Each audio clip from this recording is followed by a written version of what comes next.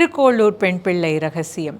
இந்த தொடரிலே இந்த திருக்கோளூரை விட்டு வெளியே வருகின்ற பெண் ராமானுஜஜியரை பார்த்து அவரோடு நடத்தும் உரையாடலை பார்த்து வருகிறோம். இன்று நாம் பார்க்க இருக்கும் வாக்கியம், அவன் சிறியன் என்றேனோ ஆழ்வாரை போல. இது எந்த ஆழ்வாரை பற்றிய வாக்கியம் என்று தெரிந்து கொள்ளலாம். ஆழ்வார்களிலேயே தலையாயவர், வைணவர்களின் குலபதியானவர் நம்மாழ்வார். நம்மாழ்வார் வழுதி வளநாட்டை சார்ந்தவர், குருகூர் என்ற பகுதியை சார்ந்தவர். இவருடைய தந்தை காரிமாறன், தாயார் உடையநங்கை. இவர் இந்த திருக்குருகூர் பகுதியை ஆண்டு வந்த வேளாள மரபினை சார்ந்தவர். இவருடைய தாயாருக்கு திருவெண் பரிசாரம் என்று இன்னைக்கு திருப்பதி சாரம் என்று அழைக்கப்படுகின்ற அந்த பகுதியை சார்ந்தவர். திருவாழ் மார்பன் அவர் வீற்றிருக்கக்கூடிய அந்த திவ்ய தேசத்தை சேர்ந்தவர் நம்மாழ்வார். இந்த நம்மாழ்வார் குழந்தையாக பிறந்தப்போ இவருடைய பெயராக நாமகரணமாக இடப்பட்டது ஷடகோபன் என்ற பெயர். ஏன் இந்த பெயர்னா, இது கூட காரண பெயர் என்று சொல்லுவர். அதாவது ஒவ்வொரு குழந்தையும் பிறந்ததுக்கப்புறம் இந்த உலகத்திலே உள்ள ஜடம் அப்படிங்கிற அந்த வாயு தீண்டினதுக்கப்புறம் தான் அந்த குழந்தை மூச்சு விட ஆரம்பிக்கிறது. அப்போ தான் அது அழுது மூச்சு விட ஆரம்பிக்கிறது. ஆனால் இந்த ஜடம்ங்கிற வாயு இந்த குழந்தைய தீண்ட வரும்போது அந்த வாயுவை இவர் கோபித்து கொண்டாராம். இந்த குழந்தை அழவே இல்லை பிறந்ததும். அந்த வாயுவை கோபித்து கொண்டதுனால இவருக்கு ஷடகோபன், ஜடத்தை கோபித்து கொண்டவர் அப்படிங்கிற பெயரும் இருக்குது. இந்த குழந்தை பேசாமல் இருக்கவே இந்த தம்பதியினர் இந்த குழந்தையை எடுத்துட்டு இப்படி கோவில்களுக்கெல்லாம் செல்ல, அவர்கள் இந்த திருக்குருகூருக்கு அங்கே பிரார்த்தனை செய்யும் பொழுது இந்த குழந்தை அங்கே இருக்கின்ற ஒரு புளிய மரத்தடியிலே இருக்கிற ஒரு பொந்தில் போய் உட்கார்ந்து கொண்டது. அந்த குழந்தை அங்கிருந்து வெளியே வரவே இல்லை. அவர் எப்போ வந்தார் அப்படின்னா, அயோத்தி மாநகருக்கு இந்த நம் பேசிக்கொண்டிருக்கிற இந்த திருக்கோளூரை சொந்த ஊராக கொண்ட மதுரகவி ஆழ்வார் ஒவ்வொரு ஊராக போய் பெருமாளை சேவிச்சுட்டு வரார். அவர் அயோத்தி மாநகரில் போய் சேவிக்கும் பொழுது, எனக்கு ஒரு ஆசிரியன் வேணும் அப்படின்னு கேட்க அவரை ஒரு ஒளியானது வழிகாட்டி அழைச்சிட்டு வருது. அந்த ஒளி அழைத்து நிறுத்திய இடம் இந்த குருகூர், இன்று ஆழ்வார் திருநகரி என்று அழைக்கப்படுகின்ற அந்த இடம். அங்கே பார்த்தானா ஒரு தபஸில் ஒரு குழந்தை, ஒரு பாலகன் அங்கே அப்படியே ஞானியாக உட்கார்ந்துருக்க. அந்த தபஸ்ரேஷ்டர் கண்ணே திறந்து பார்க்கல, நம்மளை பார்க்கட்டும் அப்படின்னு இந்த மதுரகவி ஆழ்வார் என்ன பண்ணுறார், ஒரு கல்லை தூக்கி போடுறார். அந்த கல் பட்ட உடனே இந்த தவத்தில் இருந்த ரிஷியாக இருக்கக்கூடியவர் கண்ணை திறந்து பார்க்குறார். கண்ணை திறந்து பார்த்ததும் மதுரகவி ஆழ்வார் கேட்கிறார், சித்தத்தின் வயிற்றில் சிறியது பிறந்தால் அது எத்தை தின்று எங்கே கிடக்கும்னு. கண்ணை திறந்த நம்மாழ்வார் அது அத்தை தின்று அங்கேயே கிடக்கும் அப்படிங்கிற பதில் சொல்ல, மதுரகவி ஆழ்வார் அந்த நிமிஷமே நம்மாழ்வாரை தன்னுடைய குருவாக ஏற்றுக்கொண்டு அவரை சாஷ்டாங்கமாக நமஸ்காரம் செய்து அங்கேயே அவரும் பணிவிடை செய்து கொண்டிருக்கிறார்.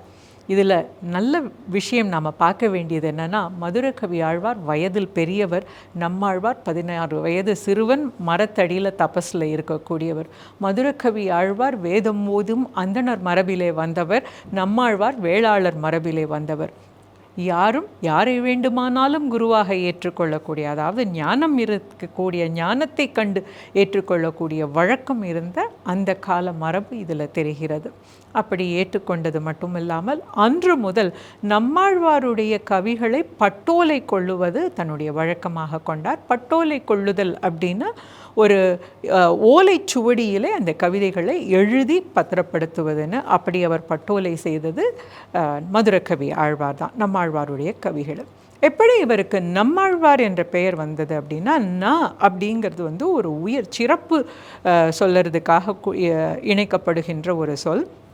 கீரன், அவர் ரொம்ப சிறந்த கீரன் சொல்கிறதுக்காக நக்கீரன் அப்படின்னு அழைக்கிறோம். பின்னை, நப்பின்னை திருவே துயிலழாயின்னு ஆண்டாள் கூட பாடுறா. பின்னைங்கிறது அந்த பெண், அவர் நல்ல பின்னை, அதனால நப்பின்னை. இப்படின்னா ஜீயர், நஞ்சீயர், நம் ஜடகோபன், நம் ஆழ்வார் அப்படிங்கிற அந்த உயர்வுக்காக சொல்லப்படுகிறது. அப்படித்தான் இந்த நம்மாழ்வார் என்ற பெயர். நம்மாழ்வாருக்கு எப்படிப்பட்ட ஒரு சிறப்புனா, இந்த தபஸ் அவர் இருந்து வந்த காலத்திலேயே இறைவன் அங்கேயே தோன்றி அவருக்கு தன்னுடைய லீலைகளை எல்லாம் காட்டி கொடுக்கிறார். அப்படி அந்த லீலைகள்லாம் பார்க்கும் பொழுது மகிழ்ச்சி வெள்ளத்தில் உருகக்கூடிய நம்மாழ்வார் அவர் பிரிந்து சென்றதும் அந்த பிரிவாற்றாமையில் வாடுகிறார்.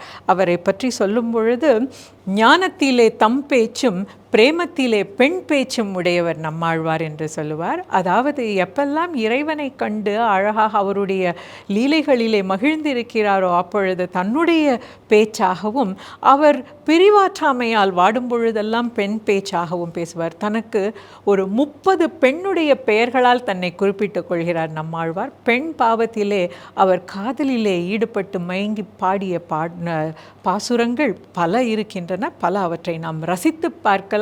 எம்பெருமான் மீது அவருக்கு ஏற்பட்ட காதலை அந்த பாசுரங்கள் நமக்கு அழகாக எடுத்து காட்டும். இப்படி ஒவ்வொரு நாளும் இறைவன் அங்கே அவருக்கு தோன்றி அவருடைய லீலைகளை எல்லாம் காட்டினதினாலே ஆழ்வார் திருநகிரியிலே நம்மாழ்வார் இருந்த அந்த புளிய மரத்துக்கு எதிராக தெரிகின்ற விமானத்துக்கு கிருஷ்ணலீலா விமானம் என்ற பெயர். அங்குதான் அந்த லீலைகள் எல்லாம் அரங்கேறின. இன்னும் ஒரு சிறப்பு என்னவென்றால், நம்மாழ்வாருக்கு திருமங்கை ஆழ்வார் என்ற ஆழ்வார் ஒவ்வொரு திவ்ய தேசமாக சென்று இறைவனை சேவித்து பாடினார். ஆனால் நம்மாழ்வாருக்கோ இறைவன் அவர் இருக்கும் இடம் வந்து காட்சியளித்து என்னை பாடு என்னை பாடு என்று கேட்டார்களாம். அப்படியே நம்மாழ்வார் தான் இருந்த இடத்தில் இருந்தே திவ்ய தேசங்களில் எழுந்து அருளியிருக்கும் எம்பெருமானை பாடினார். அப்படிப்பட்ட சிறப்பும் நம்முடைய நம்மாழ்வாரை சாரும். இவ்வளவு சிறப்புகளும் இருக்கு. அவருக்கு வேதம் தமிழ் செய்த மாறன் சடகோபன் என்ற பெயர். எப்படி வேதம் என்ன பொருளை கூறுகின்றதோ அவற்றை எல்லாம் ரொம்ப எளிமையாக நமக்காக, மானுடர்களை உயர்த்துவதற்காக அழகான எளிய தமிழிலே பாசுரங்களாக கொடுத்தவர் நம்முடைய நம்மாழ்வார். அதனாலேயே அவரை வேதம் தமிழ் செய்த மாறன் சடகோபன் என்று சொல்லுவர். இதை நம்முடைய ஆச்சாரிய புருஷர்கள் மணக்கால் நம்பி அவர்கள் சொல்லும் பொழுது, பொருணை ஆறு ஆனது, அதாவது தாமிரபரணி ஆற்று, அது தன்னுடைய பொங்குமாங்கடலிலே இருந்து குதித்து வரும் பொழுது அப்படியே கலங்கிய சேராக வருமா. அப்படியே அது பொருணை ஆறாக பாய்ந்து சங்குமுகத்துறை வரும் பொழுது, ஆழ்வார் திருநகரியிலே வருகின்ற பொருணை ஆற்றினுடைய அந்த கரைக்கு சங்குமுகத்துறை என்று பெயர் உண்டு. இதுக்கும் ஒரு பெயர் காரணம் உண்டு. அதாவது அந்த இடத்திலே ஒரு அமைப்பு, ஒரு தூண் ஒன்று இருக்கிறது. ஆற்றினுடைய வெள்ளம் வந்து ஒரு அளவுக்கு மேலே வரும்பொழுது இங்கிருந்து சங்கினுடைய ஒலி வருமா. அதாவது மக்களுக்கெல்லாம் எச்சரிக்கை, வெள்ளம் வருகிறதுன்னு.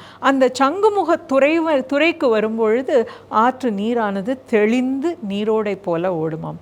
அதே இடத்தை, அந்த சங்குமுகத்தை துறைவனாக கொண்டவனாகிய நம்மாழ்வார் இடத்தே இந்த வேதங்கள் வரும்பொழுது தெளிவு பெற்று அழகிய விளக்கமாக எளிமையான பாசுரமாக வருகிறது என்று சொல்லுவார்கள். அவரை பற்றி சொல்லும் பொழுது, முன்பு ஒரு காலத்தில், பழைய காலத்திலே நம்மாழ்வாரை பெரிய என்ற பட்டப்பெயரோடு அழைத்து வந்தனர். பெரிய ஆழ்வார் என்ற பெயரும் அவருக்கே இருந்தது. இதை திருக்குறளுக்கு விளக்கம் தரும் பரிமேல் அழகர் அவர் சொல்லும் பொழுது, திருவுடை மன்னரை கண்டால் திருமாலை கண்டேனே என்று பெரியாரும் சொல்லுவர் என்று அவர் குறிப்பிட்டிருக்கிறார். இந்த பாசுரம் நம்மாழ்வாருடைய பாசுரம். அந்த பாசுரத்தை குறிப்பிடும் இடத்திலே பரிமேலழகர் என்று பெரியாரும் சொல்லுவர் என்று சொல்கிறார். ஆக பெரியார் என்ற பெயர் முதல்ல இருந்தது நம்முடைய நம்மாழ்வாருக்கு. இந்த நம்மாழ்வார் ஒரு இடத்திலே சொல்லும் பொழுது எப்படி சொல்கிறார் அப்படின்னா, இந்த உலகத்தை படைத்தவன், உண்டு உமிழ்ந்து காத்தவன் இல்லையா, இந்த உலகத்தை படைத்தவன், இரு விசும்பும் அளித்தவன், இவன் இவ்வளவு பெருமை மிக்கவன், இந்த உலகத்தை தன்னுடைய திருவடிகளால் அளந்தவன், அவன் என்ன செஞ்சிருக்கான் தெரியுமா, என் செவி வழி என் உள்ளம் புகுந்து என்னுள் ஆனான். இரு விசும்பும் திடையும் படைத்தவன் செவி வழி புகுந்து என்னுள் ஆனான். நான் பெரியவன், நீ பெரியவன் என்பதை யார் அறிவார் என்று நம்மாழ்வார் சொல்கிறார். அதாவது எம்பெருமான் திருமாலை இந்த உலகத்திலேயே பெரியவன், எல்லாவற்றையும் படைத்தவன்கிறோம், இந்த உலகை படைத்து காப்பவன் அவன் என்கிறோம். அப்படிப்பட்ட உலகத்தையே தன் வயிற்றுள் வைத்தவன் அவன். அவன் எனக்குள்ள புகுந்திருக்கான் அப்படின்னா நாம் பெரியவனா அவன் பெரியவனா? நானே பெரியவன் என்கிறார் நம்மாழ்வார். இதையே சுட்டிக்காட்டி நம்முடைய திருக்கோளூரை சேர்ந்த இந்த பெண் பிள்ளை சொல்கிறாள், அவன் சிறியன் என்றேனோ ஆழ்வாரைப் போலே.